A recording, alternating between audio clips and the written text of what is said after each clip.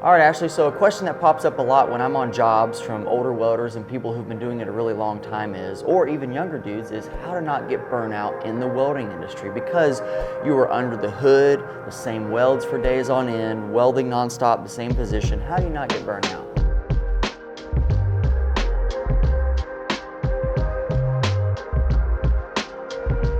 Well, Keegan, I've been doing this for literally decades, and sometimes it is challenging.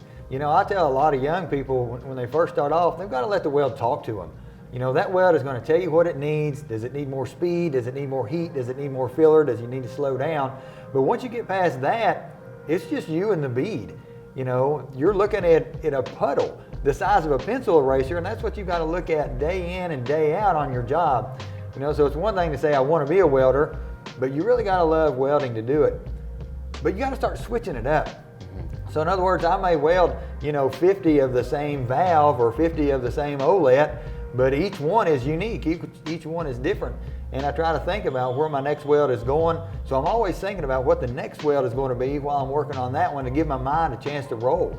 You know, there's been times that I've been on a really boring job where I may have, several hundred of something that I got to weld. Right. You know, maybe we're doing some steam wand or something like that for a company, and there's several hundred of the same part that we're going to weld for this particular plant.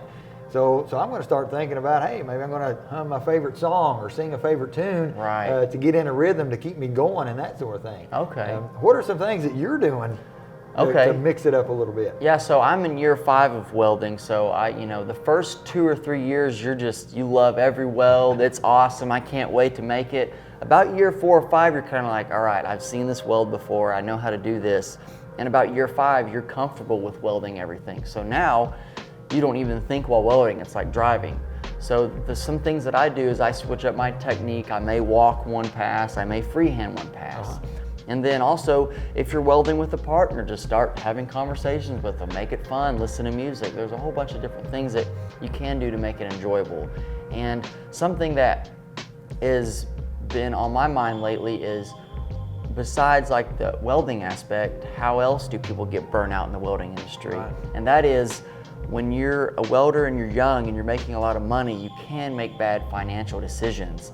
And I see a lot of younger guys and older guys too, with this money that they're making, they get things that require them to stay working 24/7. Poor choices. All year long. Yeah, from poor choices. And I think that's another reason people get burnout on welding, is just because they spend their money on stuff that keeps them busy like that. Right. I tell a lot of young welders that you don't need a $100,000 rig to go out here and make good money. Mm-hmm. You can have a reasonably priced piece of equipment, whether it's a rig or you can have generic tools that came from Harbor Freight, and you can still go out here and make good money with that. But if you become, basically a slave of the debt, mm-hmm. where I've got to make $3,000 a week to afford my camper payment, to afford my truck payment, to afford all this, and you still got to have time to live, so it's going to be costly.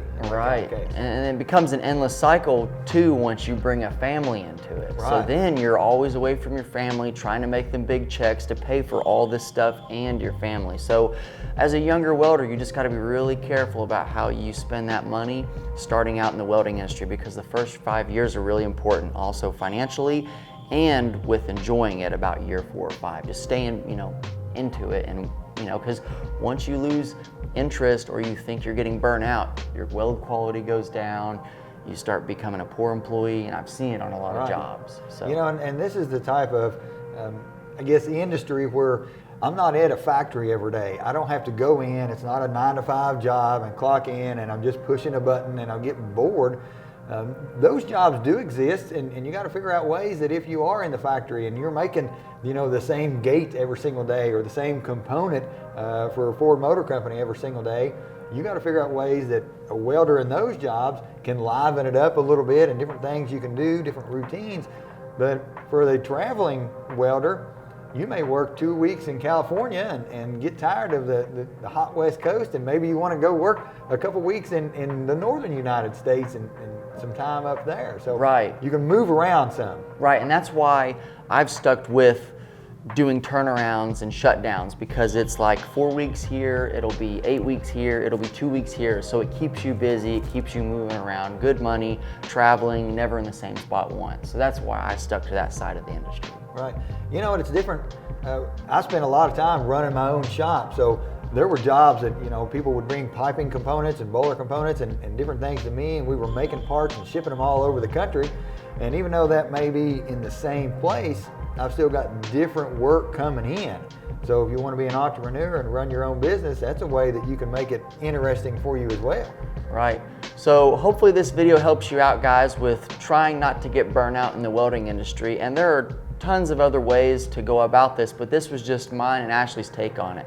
So stay tuned. We got a lot more videos coming out. Check out our website. We have a virtual tour that you can actually go to the school with Ashley virtually and check it out. Catch you on the next one.